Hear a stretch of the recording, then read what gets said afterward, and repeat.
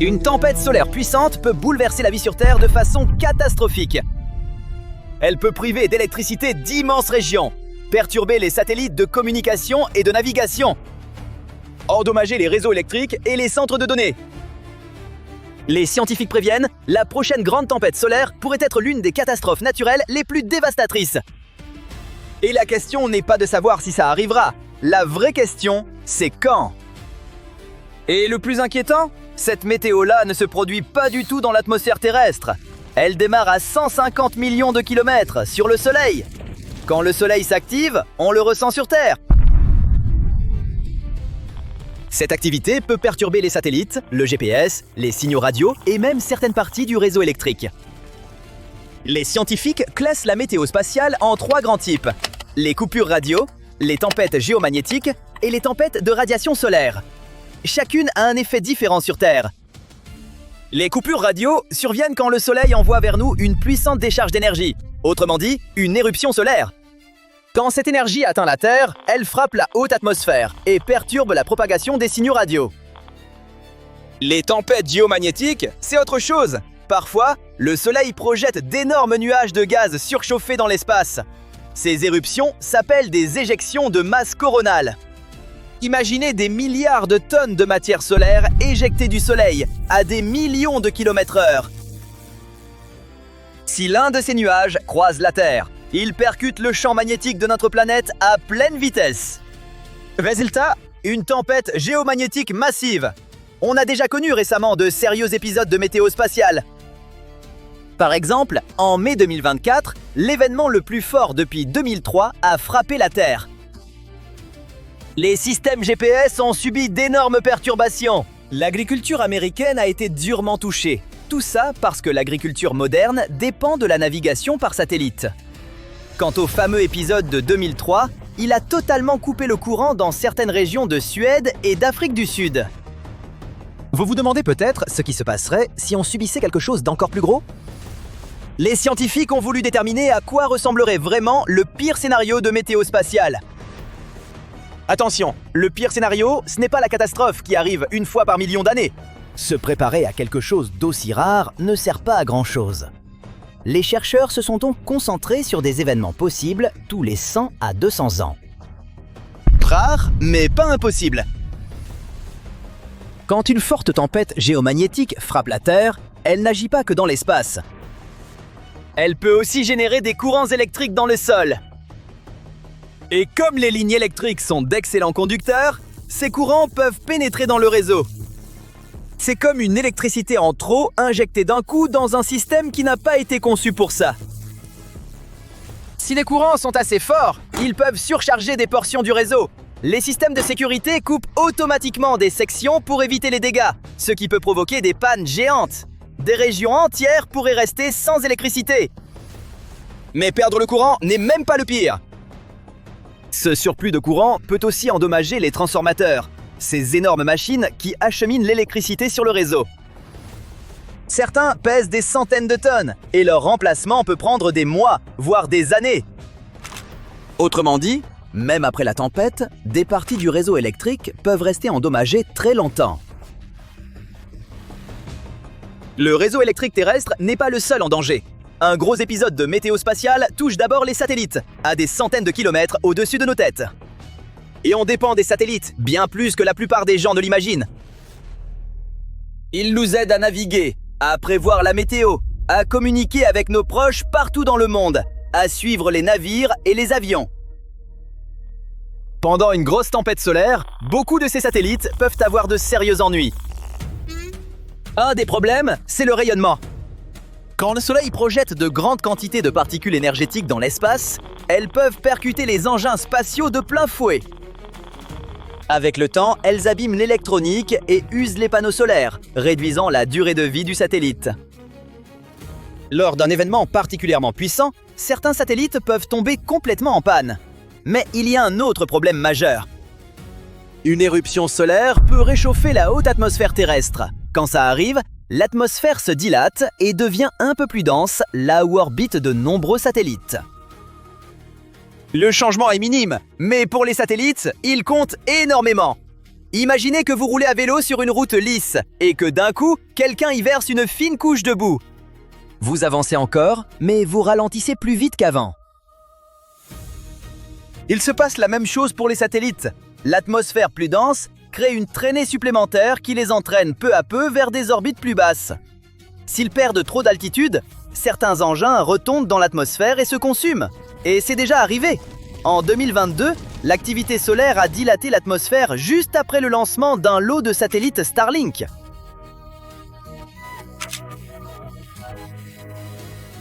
Une quarantaine d'entre eux n'ont pas pu tenir leur orbite et sont finalement rentrés dans l'atmosphère. Mais lors d'une vraie tempête solaire extrême, la situation serait bien plus dramatique.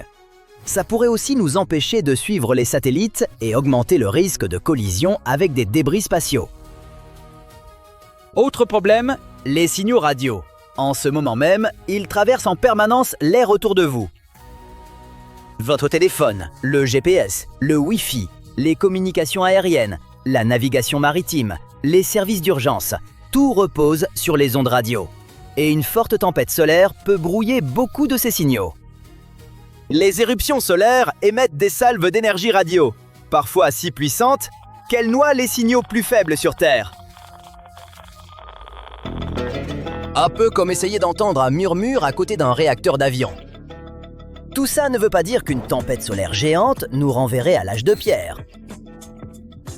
Même dans le pire des cas, ce ne serait sans doute pas une apocalypse à la Hollywood. Mais ça pourrait déclencher une réaction en chaîne. Des satellites en panne, un GPS peu fiable, des vols annulés et des parties du réseau électrique endommagées. C'est exactement pour ça que les scientifiques étudient autant la météo spatiale. Et aujourd'hui, ils pourraient bien avoir trouvé une idée plutôt géniale pour protéger la Terre des tempêtes solaires puissantes. Ils ont proposé ce qu'ils appellent Storm Wall. L'idée est simple. Et si on n'attendait plus que les tempêtes solaires frappent pour réparer les dégâts? Et si on affaiblissait la tempête solaire avant qu'elle n'atteigne la Terre? L'idée repose sur le champ magnétique terrestre. Notre planète est entourée d'une gigantesque bulle magnétique, appelée la magnétosphère. C'est comme un bouclier invisible qui nous protège des particules chargées venues du Soleil. Les chercheurs ont remarqué que l'atmosphère terrestre renforce déjà ce bouclier. De minuscules particules s'échappent de l'atmosphère et interagissent avec le bord externe de la magnétosphère. Alors les scientifiques ont décidé d'amplifier ce processus volontairement. Leur plan repose sur 6 vaisseaux en orbite autour de la Terre. Chaque vaisseau transporterait des matériaux comme le barium ou le lithium. Libérés dans l'espace, ils seraient chargés par la lumière du Soleil et se transformeraient en nuages de plasma. Le plasma, c'est en gros un gaz dont les particules portent des charges électriques. Le Soleil lui-même est essentiellement composé de plasma. L'idée, c'est que ces nuages de plasma artificiels se formeraient près du bord du bouclier magnétique terrestre et qu'à l'arrivée d'une tempête solaire, le plasma aiderait à absorber, dévier et affaiblir une partie de son énergie avant qu'elle n'atteigne la Terre. D'après les simulations de l'équipe, le système pourrait réduire de 50% la puissance d'une forte tempête géomagnétique. Ce serait un résultat vraiment remarquable. Une tempête réduite de moitié, ça veut dire moins de dégâts sur les satellites, moins de problèmes de communication, moins de perturbations du GPS et moins de pression sur les réseaux électriques. Bien sûr, ça reste un concept. Personne n'a encore construit le Storm Wall. Personne ne sait même avec certitude s'il fonctionnerait comme prévu dans la réalité. Mais les chercheurs affirment que la physique tient la route. Et apparemment, les fusées modernes peuvent bel et bien lancer le matériel nécessaire à une telle mission. Il n'y a qu'un seul problème, l'argent. Construire et lancer 6 vaisseaux, ça coûterait cher. Et une fois le matériau libéré dans l'espace, il est perdu. Impossible de le récupérer, de le recharger ou de le réutiliser. Les chercheurs estiment que la mission consommerait l'équivalent d'une douzaine de gros camions-citernes. C'est pourquoi le prix d'une tempête solaire vraiment colossale pourrait être exorbitant. Une tempête solaire s'écrase sur la Terre comme un tsunami cosmique. D'abord, l'atmosphère s'enflamme, déclenchant d'immenses aurores. Ce rayonnement à haute énergie frappe ensuite la surface, grille les réseaux électriques, éteint les lumières à travers les continents et met hors service tous les satellites. Les avions perdent leur chemin, les radios tombent dans le silence et les systèmes GPS tombent en panne. Les niveaux de radiation augmentent dangereusement. Les services de communication s'effondrent, les urgences se démènent dans l'obscurité et le chaos se propage tandis que chacun cherche à sauver sa peau. Les particules solaires commencent à vicier l'air que nous respirons. Notre atmosphère disparaît lentement. Bientôt, la Terre sera un endroit hostile. Voilà ce que l'activité solaire pourrait faire à notre planète si nous n'avions pas ce bouclier protecteur qu'on appelle la magnétosphère. C'est pour dire. Même avec cette barrière, nous avons déjà de sérieux ennuis. Un mystérieux cycle solaire de 100 ans vient peut-être de redémarrer, et cela pourrait nous valoir des décennies de menaces très dangereuses venant de l'espace. Des recherches suggèrent que l'intensité du maximum solaire en cours pourrait être en partie liée à un cycle solaire dont nous n'avions jusqu'ici aucune idée. Si le Soleil entre effectivement dans cette phase très intense, son activité pourrait encore augmenter dans les décennies à venir. Nous aurons plus d'éruptions solaires, plus de risques qu'elles perturbent les satellites, et beaucoup plus de ces aurores boréales complètement folles que les gens continuent de publier sur Instagram. Bien sûr, tout le monde n'y croit pas. Certains passionnés de l'espace demandent plus de preuves. Commençons par tout détailler. Le Soleil a une espèce de saute d'humeur tous les 11 ans. Cela s'appelle le cycle solaire. Ça commence par le minimum solaire, qui est plutôt calme, puis ça se met progressivement à s'agiter. On parle alors de taches et d'éruptions solaires, ainsi que d'autres drames flamboyants. Une fois que nous atteignons le maximum solaire, les choses commencent à nouveau à se calmer. Le Soleil présente des taches, des zones sombres sur sa surface, l'équivalent de nos taches de rousseur, lorsque son champ magnétique commence à s'inverser. Oui, le champ magnétique du Soleil se retourne complètement lors de ces moments de plus grande activité. Les scientifiques comptent le nombre de ces taches pour mesurer l'intensité de la crise. Mais attendez, il y a un coup de théâtre. Il existe également d'autres cycles, comme le cycle de Hale, qui se produit environ tous les 22 ans. Ce cycle contrôle la manière dont les champs magnétiques se déplacent à la surface du Soleil. De plus, dans un passé lointain, il y a eu des moments où le Soleil s'est essentiellement mis en mode « ne pas déranger ». Pendant le minimum de Maunder, notre étoile s'est quasiment retrouvée en mode veille pendant 70 ans.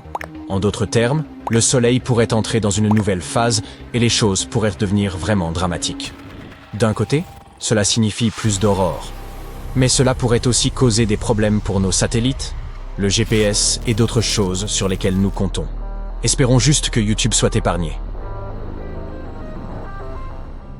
Cette phase porte le nom de cycle centenaire de Gleisberg. En gros, c'est le moment où le Soleil fait quelque chose d'étrange une fois tous les 100 ans. Les scientifiques pensent qu'il perturbe l'intensité des cycles des taches solaires. Personne n'a encore bien compris comment tout ça fonctionne, mais certaines variations discrètes dans les champs magnétiques à l'intérieur du Soleil pourraient en être la cause. On a alors affaire à des sortes de remous, comme dans un gigantesque milkshake cosmique.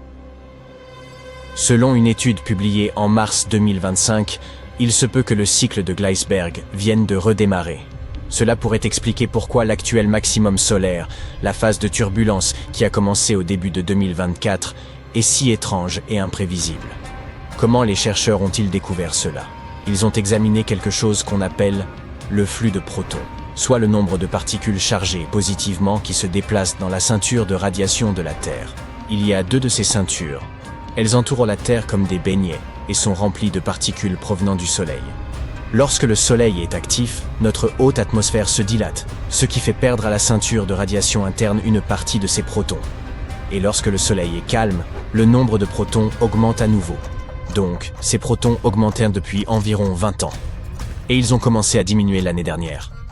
Ce qui indique clairement que le cycle solaire ayant atteint son minimum, il est temps que notre bel astre reprenne du service. Ces données proviennent des satellites de la NOAA qui ont traversé l'anomalie de l'Atlantique Sud. C'est un peu le triangle des Bermudes de l'espace. Dans cette zone étrange au-dessus de l'Amérique du Sud, le champ magnétique terrestre est au plus faible, ce qui permet aux radiations spatiales de se rapprocher de nous. C'est l'endroit parfait pour observer l'activité des protons sans mettre en danger l'un de nos satellites. Donc, en ce moment, nous nous approchons probablement de la fin de la phase de chaos actuelle du Soleil. Autrement dit, le pic du cycle solaire 25. En mai 2024, il nous a frappé avec l'une des tempêtes géomagnétiques les plus folles de ces 500 dernières années. Et oui, cela signifie des aurores super lumineuses dans les cieux du monde entier, même dans des endroits qui d'ordinaire n'ont que des nuages, et pas grand-chose de plus. Mais le plus effrayant, ce n'était pas censé arriver. Lors du dernier cycle, le Soleil était étrangement calme. Ainsi, la NASA et la NOAA ont examiné tout ça et se sont dit que le prochain cycle solaire serait probablement semblable. Rien de très sérieux. Eh bien, ils se sont trompés. Et ils l'ont même admis. Désormais, les scientifiques pensent que la phase calme du cycle 24 était en réalité le cycle de Gleisberg à son point le plus bas. Cela en a fait l'un des cycles de taches solaires les plus calmes depuis une centaine d'années. Du coup, ce cycle 25 qui vient de commencer pourrait simplement signifier que le Soleil est revenu à son comportement habituel, un peu chaotique et déchaîné.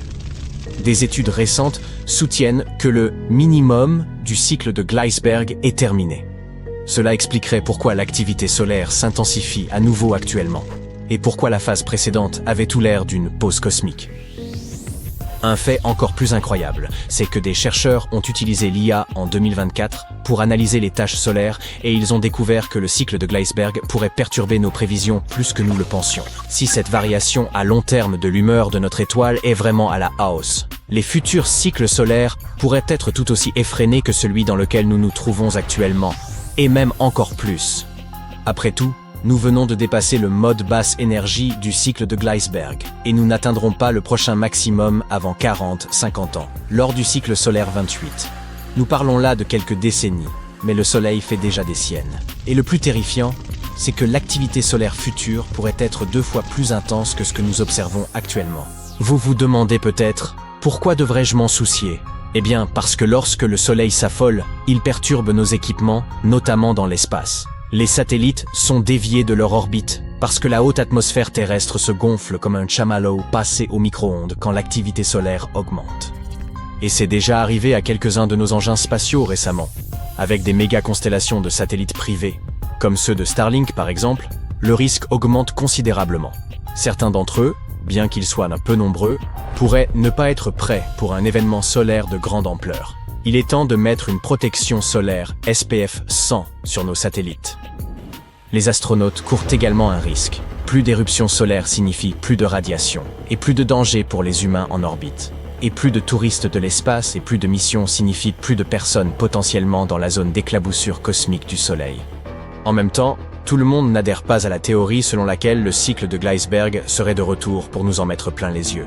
Certains experts disent que c'est une théorie intéressante, mais que nous ne devrions pas nous emballer. Le fait est que le flux de protons, ces particules spatiales que nous observons, n'a commencé à baisser que l'année dernière. Ça ne fait donc pas très longtemps, il ne pourrait s'agir que d'une baisse à court terme, comme si le Soleil avait éternué et que tout le monde paniquait. De plus, nous ne sommes en mesure de suivre correctement ces phénomènes que depuis 30 à 40 ans, ce qui n'est presque rien à l'échelle du temps solaire. Nous n'avons donc aucune donnée vraiment solide nous permettant de comparer les cycles de Gleisberg et de conclure qu'il y a là, effectivement, quelque chose de concret. De plus, le cycle de Gleisberg lui-même est un peu mystérieux. En effet, personne ne parvient à se mettre d'accord sur ce dont il s'agit réellement, ni sur comment il fonctionne, ou dans quelle mesure il perturbe les cycles des taches solaires.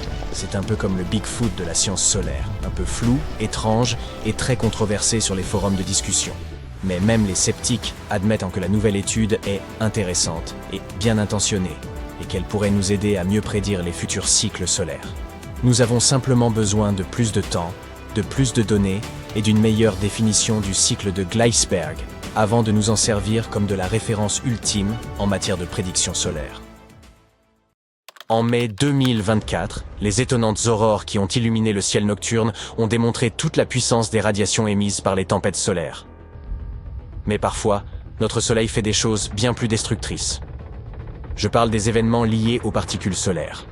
Au cours de ceux-ci, des explosions de protons provenant directement de la surface du Soleil peuvent jaillir comme de gigantesques projecteurs cosmiques. D'après les relevés, une éruption extrême de particules frappe la Terre tous les 1000 ans environ. Il cause souvent de graves dommages à la couche d'ozone. et augmente les niveaux de rayonnement ultraviolet à la surface de notre planète. Heureusement, le champ magnétique terrestre constitue un puissant cocon protecteur. Il repousse les radiations chargées d'électricité en provenance du Soleil. Dans son état normal, ce champ fonctionne comme un énorme aimant, avec des lignes de champ qui partent d'un pôle, font le tour de la planète et retombent à l'autre pôle. Ce schéma est parfois appelé pamplemousse inversé. Cette orientation verticale du champ magnétique au pôle permet à certains rayonnements cosmiques ionisants de traverser le champ jusqu'à la haute atmosphère. Là, il interagit avec les molécules de gaz et produit les lueurs que nous connaissons sous le nom d'aurore. Mais au fil du temps, la bulle protectrice de la Terre se modifie. Au cours du siècle dernier, le pôle magnétique nord s'est déplacé à une vitesse d'environ 40 km par an à travers le nord du Canada. De plus, il s'est affaibli de plus de 6%. Plus choquant encore, d'après les archives géologiques, il y a eu des périodes de plusieurs siècles et millénaires pendant lesquelles le champ magnétique de notre planète était très faible ou totalement absent.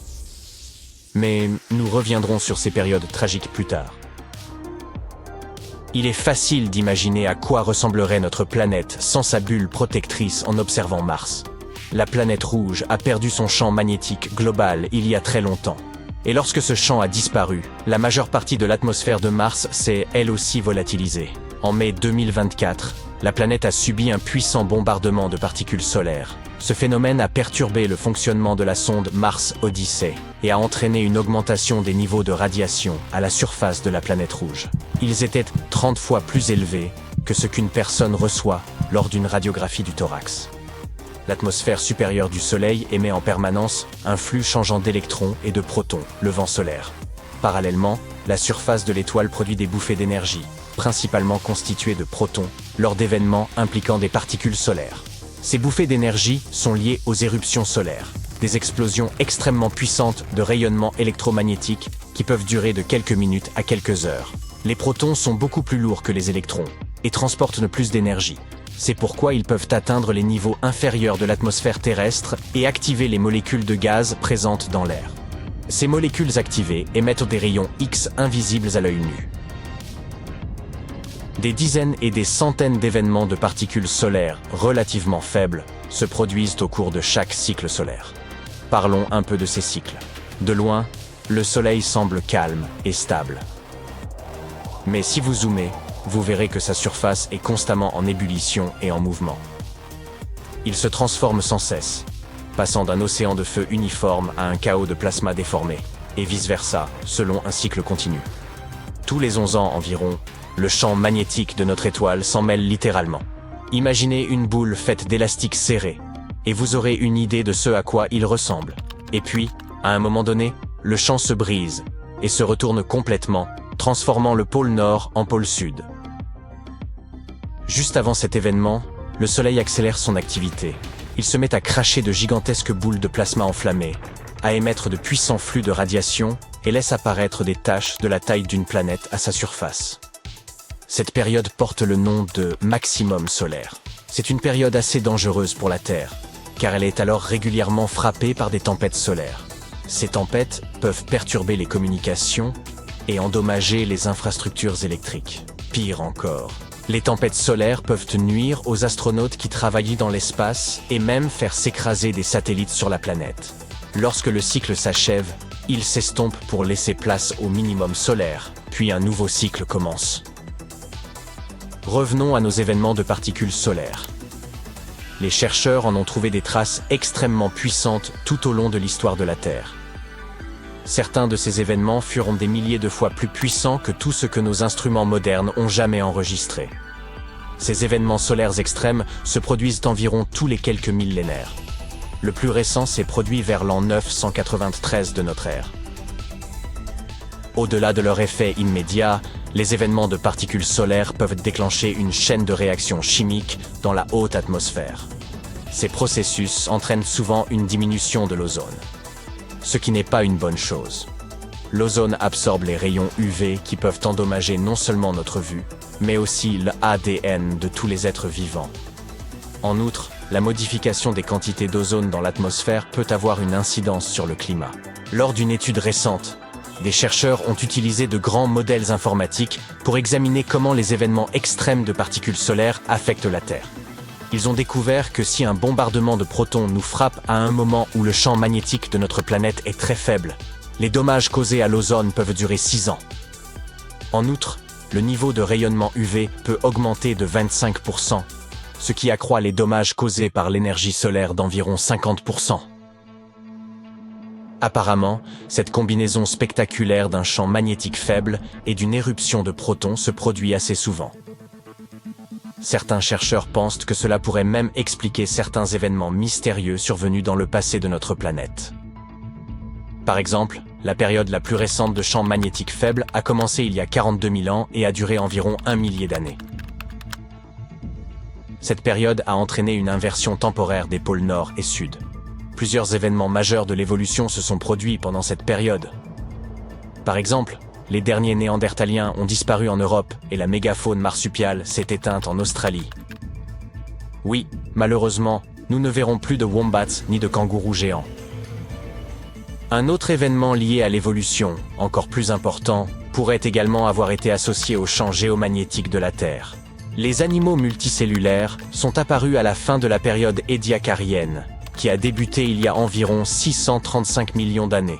Cette apparition a eu lieu après une période de 26 millions d'années, au cours de laquelle le champ magnétique était extrêmement faible, voire inexistant.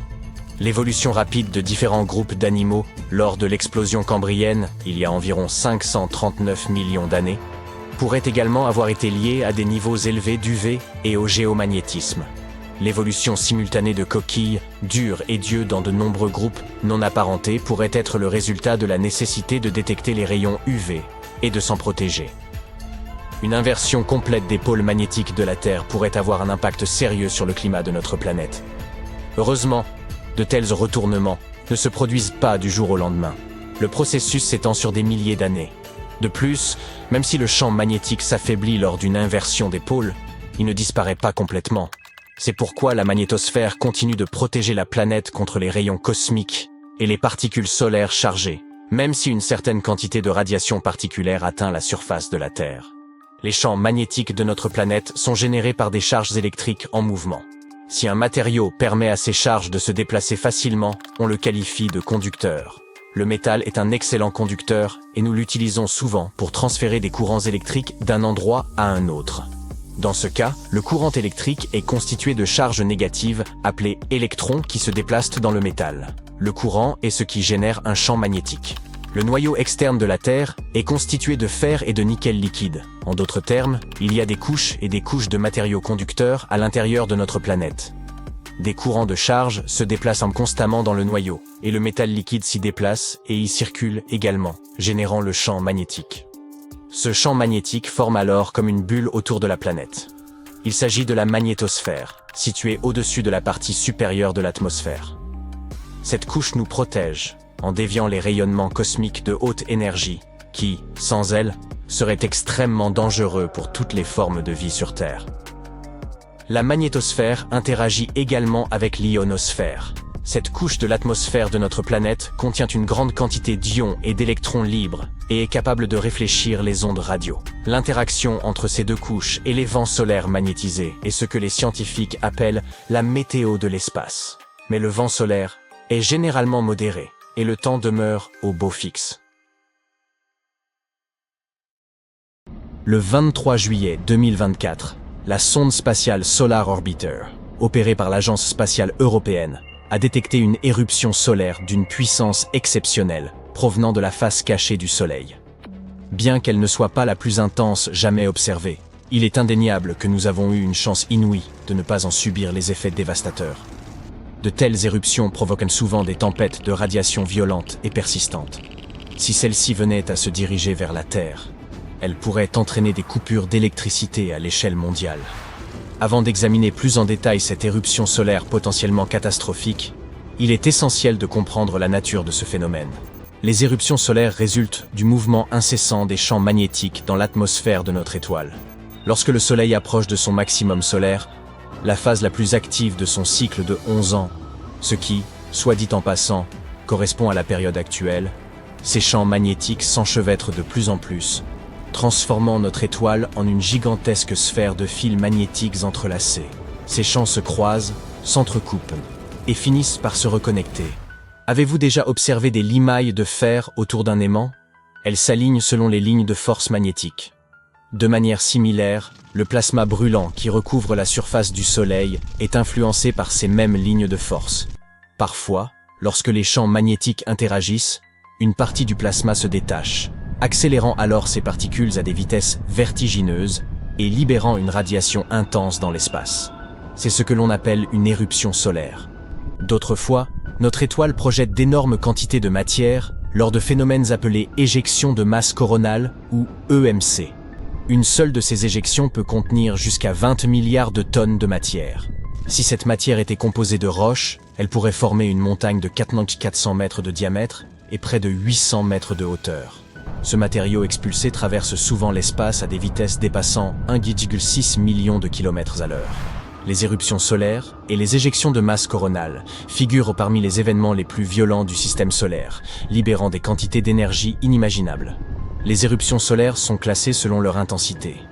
Les plus faibles appartiennent aux classes A et B, suivies des classes C et M, tandis que les éruptions les plus puissantes sont classées dans la catégorie X. Chaque lettre est accompagnée d'un chiffre allant de 1 à 9, et parfois même d'un chiffre supérieur, à la manière de l'échelle de Richter utilisée pour les séismes.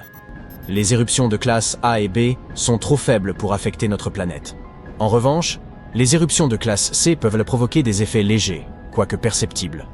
Celles de classe M peuvent engendrer des coupures radiotemporaires au pôle et déclencher des tempêtes de radiation modérées, potentiellement dangereuses pour les astronautes. Cependant, les plus redoutables sont les éruptions de classe X. Certaines éruptions sont plus de 10 fois plus puissantes qu'une X1, c'est pourquoi la classification des éruptions de classe X peut excéder le chiffre 9. Revenons à cette éruption solaire récente. Elle appartenait à la classe X14. Nous savons déjà que cela correspond à une éruption d'une exceptionnelle intensité. Parmi les autres éruptions majeures détectées récemment par les astronomes, on note une éruption de classe X12 survenue le 20 mai, ainsi qu'une éruption de classe X10 observée le 17 juillet.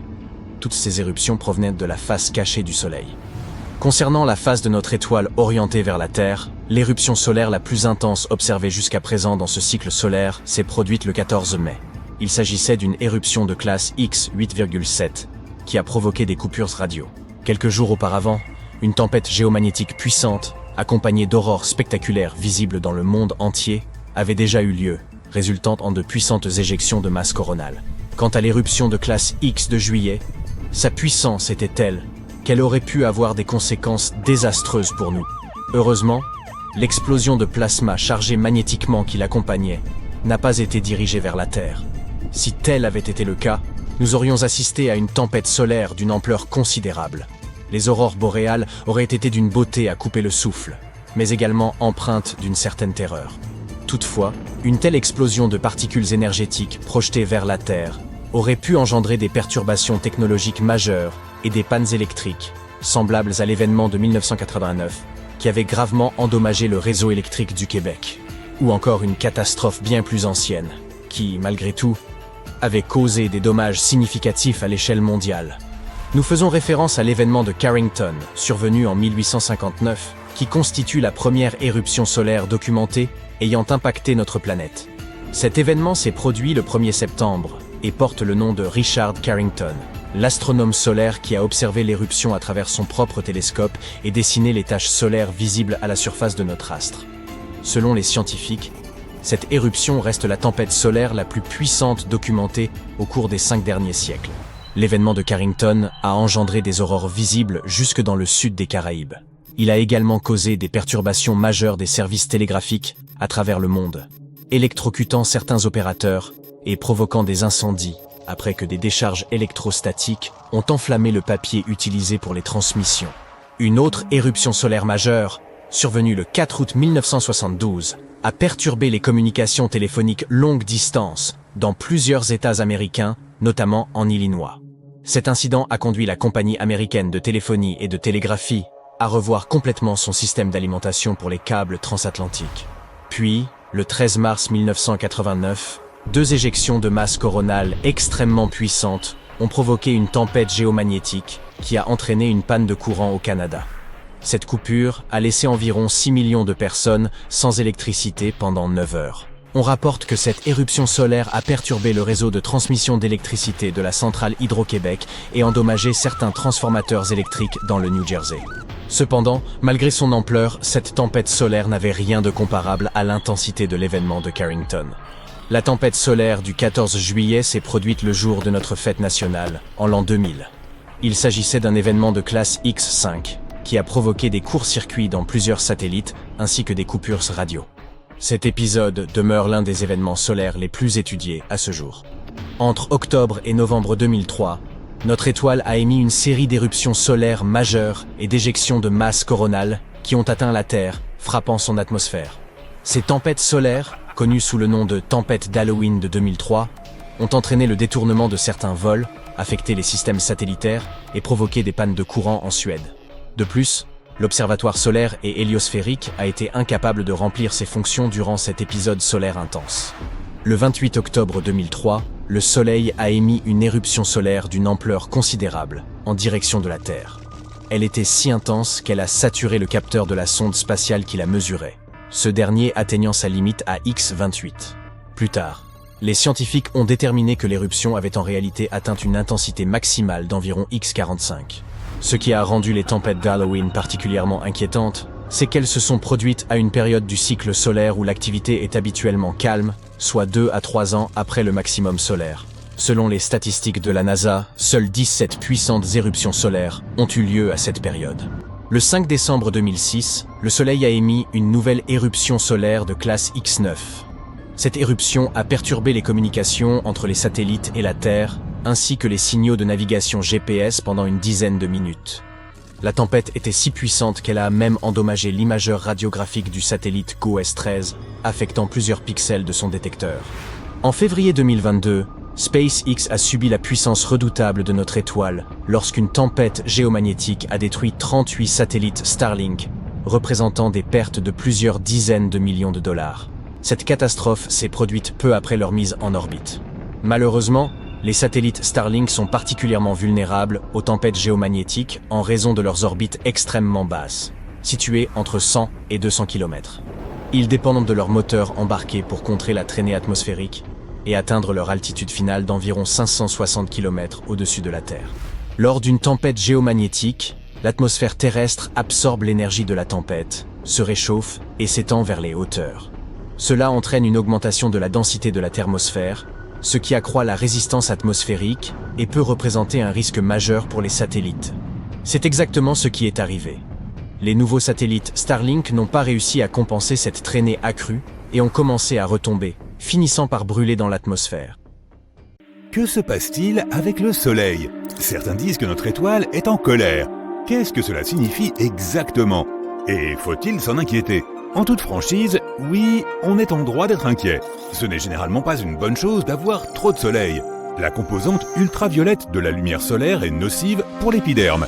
C'est pourquoi les humains ont adapté un certain spectre de pigmentation de la peau. Plus il y a de lumière solaire contre laquelle nous devons nous protéger, plus nous avons besoin de pigmentation. Les grands chapeaux et les flacons de crème solaire à indice de protection élevé aident aussi, surtout pour les personnes à la peau claire. Mais que peut faire la planète Terre ?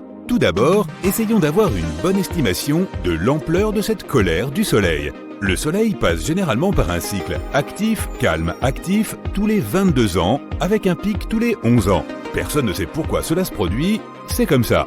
Il y a probablement une raison, mais les scientifiques ne l'ont pas encore trouvée. Ils savent cependant qu'à chaque cycle, le Soleil inverse ses pôles magnétiques. En soi, c'est assez stupéfiant, surtout quand on sait que la Terre n'a pas inversé ses pôles magnétiques au cours des 600 000 dernières années. Dernièrement, le Soleil a été extrêmement calme, le plus calme qu'il ait été depuis plus de 100 ans en fait. C'est également inhabituel. Le cycle actif-calme-actif s'est transformé en un cycle actif-calme-calme. Mais cela est en train de changer, et c'est pourquoi nous souhaitons informer nos sympathiques spectateurs de ce à quoi ils doivent s'attendre dans les années à venir. Les termes calme, actif ou en colère font référence à la quantité de rayonnement à haute énergie que le Soleil émet. Heureusement, la quantité de lumière visible émise par le Soleil ne change pas beaucoup. Cela poserait un sérieux problème. Si le Soleil devenait seulement 6% plus faible ou plus lumineux, la Terre serait soit gelée, soit grillée. L'observation des taches solaires est le moyen le plus simple de mesurer l'activité du Soleil. Plus il y a de taches solaires visibles, plus le Soleil est actif. Un graphique, connu sous le nom de diagramme papillon, suit le schéma de l'activité des taches solaires sur une période de 11 ans. Le diagramme papillon montre comment les taches solaires disparaissent régulièrement de la surface du Soleil et réapparaissent régulièrement à d'autres endroits. La NASA avait prévu que le cycle actuel d'activité solaire serait calme comme le précédent, mais il semble que ce ne soit pas le cas. Actuellement, nous sommes dans le cycle solaire numéro 25. C'est le 25e cycle solaire de 11 ans depuis 1755, date à laquelle les mesures ont commencé. Ce cycle d'activité solaire devrait atteindre son apogée en 2025. Le Soleil a déjà dépassé le nombre de taches solaires que la NASA avait prévu, et il ne semble pas que ce cycle solaire soit parti pour être calme. On dirait plutôt que nous allons observer un rayonnement solaire très actif sur la Terre au cours des prochaines années. Début février 2022, 40 des 49 satellites de communication SpaceX en orbite au-dessus de l'atmosphère ont été détruits par une éruption solaire. Le plasma électromagnétique à grande vitesse provenant du Soleil, connu sous le nom de vent solaire, a provoqué une compression de l'atmosphère terrestre. Les satellites d'Elon Musk ont ainsi perdu leur intégrité orbitale et se sont écrasés sur Terre. Les taches solaires ressemblent à des points sombres sur le Soleil, mais elles ne sont pas sombres, elles sont simplement moins lumineuses que la surface du Soleil. Pour avoir une meilleure idée, prends une ampoule de 25 watts allumée et tiens-la devant une ampoule de 100 watts allumée. L'ampoule de 25 watts paraîtra sombre. C'est la même chose pour les taches solaires. Les taches solaires à la surface du Soleil vont presque toutes par paires. Cela s'explique par le fait que ce sont des tempêtes magnétiques dans le gaz plasmatique du Soleil. Une tache solaire sera magnétiquement positive et l'autre tache solaire sera magnétiquement négative. Entre les deux taches solaires, qui peuvent être plusieurs fois plus grandes que la Terre elle-même, circule un courant électrique qui entraîne avec lui un arc ardent de gaz ionisé. Les éruptions solaires sont un autre élément dont nous devrions nous préoccuper. Ce sont de puissantes explosions électromagnétiques à la surface du Soleil, associées aux taches solaires. Lorsque le gaz plasmatique super chaud du Soleil s'agite, il tord également les lignes de champ magnétique dans les taches solaires. Lorsque ces lignes se brisent, une puissante explosion libère des rayons X et des rayons gamma à la vitesse de la lumière. Des gaz visibles sont également libérés. Les éruptions solaires ont un système de classification en fonction de leur puissance. Les éruptions solaires de classe X sont les plus dangereuses. Ce type d'éruption solaire peut provoquer des coupures radio sur toute la Terre et nuire aux satellites, aux astronautes en orbite et même aux passagers des avions à haute altitude. Les éruptions solaires de classe M provoquent des aurores spectaculaires au pôle nord et sud de la Terre, tandis que les éruptions solaires de classe C n'ont presque aucun effet sur notre planète. Mais les éruptions solaires ne sont pas les plus grandes explosions qui se produisent sur notre étoile. CME est l'abréviation de Coronal Mass Ejection, soit éjection de masse coronale, et celles-ci sont beaucoup plus massives que les éruptions solaires, et plus dangereuses lorsqu'elles se dirigent vers nous. Comme leur nom l'indique, les éjections de masse coronale sont des explosions qui prennent naissance dans la couronne du Soleil. Elles projettent des millions de tonnes de gaz ionisé chaud vers l'extérieur de la couronne, qui est la couche de gaz mince et brillante qui entoure la surface du Soleil. La couronne du Soleil est beaucoup plus chaude que sa surface. Tandis que la température de la surface est d'environ 5500 degrés Celsius, celle de la couronne se situe entre 500 000 et 1 million de degrés. La question de savoir pourquoi et comment la couronne est beaucoup plus chaude que la surface du Soleil est un autre grand mystère que les scientifiques n'ont pas encore complètement élucidé. Une théorie récente affirme que la couronne est chauffée par des ondes sonores et que les réactions nucléaires du Soleil font beaucoup de bruit. Le projet GONG, qui signifie Global Oscillation Networking Group, a été mis en place sur Terre pour surveiller les ondes sonores du Soleil. Il s'avère que le Soleil sonne ou oscille comme une cloche. Il y a 5 sites d'observation à travers le monde. Un en Inde, un en Australie, un aux îles Canaries, un au Chili et un en Californie, qui surveillent en permanence les plus de 10 millions d'ondes sonores qui se déplacent autour du Soleil. Maintenant que le Soleil entre dans une phase active, nous pouvons nous attendre à voir des CME plus puissantes se diriger vers nous. Les gaz expulsés par le Soleil sont ionisés et dépouillés de leurs électrons par la chaleur intense, ce qui les amène à former une tempête de protons qui peut traverser l'espace à une vitesse d'environ 800 km par seconde. Ces noyaux atomiques chargés positivement seront en grande partie bloqués ou déviés par le champ magnétique qui s'étend autour de la Terre. Notre atmosphère n'est d'aucune aide contre une tempête de protons. Bien que le dernier kilomètre d'air au-dessus de la surface de la Terre arrête les rayons X nocifs des éruptions solaires, le vent de particules du Soleil ne peut être arrêté que par la magnétosphère terrestre.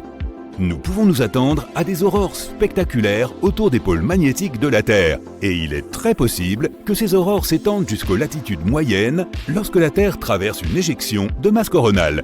Actuellement, une sonde spatiale américaine se dirige vers la couronne solaire. Comme cette dernière s'étend sur plusieurs millions de kilomètres, la sonde, nommée Parker Solar Probe, se trouve à 3,8 millions de kilomètres de la surface de notre étoile, soit environ 1/10 de la distance qui la sépare de Mercure.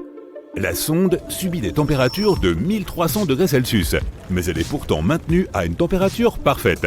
Un bouclier thermique en composite de carbone de 11 cm d'épaisseur protège les télescopes et les magnétomètres de la sonde qui mesurent l'intensité du vent solaire. Les 5 antennes qui dépassent dans les gaz coronaux sont fabriquées dans un alliage qui peut résister aux températures extrêmes de la couronne. Le récent double cycle calme du Soleil est un peu inquiétant lorsqu'on essaie de prédire à quel point le Soleil sera actif durant ce prochain cycle. Les taches solaires ont complètement disparu pendant un long moment de toute la surface du Soleil. C'est comme si les distorsions magnétiques que nous voyons habituellement sur la photosphère du Soleil s'étaient effondrées à l'intérieur de celui-ci. Un magnétisme intense arrive maintenant à la surface et perce dans la couronne. Le National Center for Atmospheric Research de Boulder, dans le Colorado, prévoit que ce cycle solaire, le numéro 25, sera l'un des plus forts jamais enregistrés. Le dernier cycle solaire a été très calme, avec un nombre de taches solaires de seulement 116, sachant que la moyenne est de 170. La prédiction pour ce cycle se situe entre 210 et 260 taches solaires, ce qui en ferait l'un des plus forts de tous les temps. Nous risquons de perdre davantage de satellites à cause d'un vent solaire plus fort. Nous pouvons également nous attendre à des surcharges du réseau électrique lorsque la tempête de protons atteindra son pic en 2025.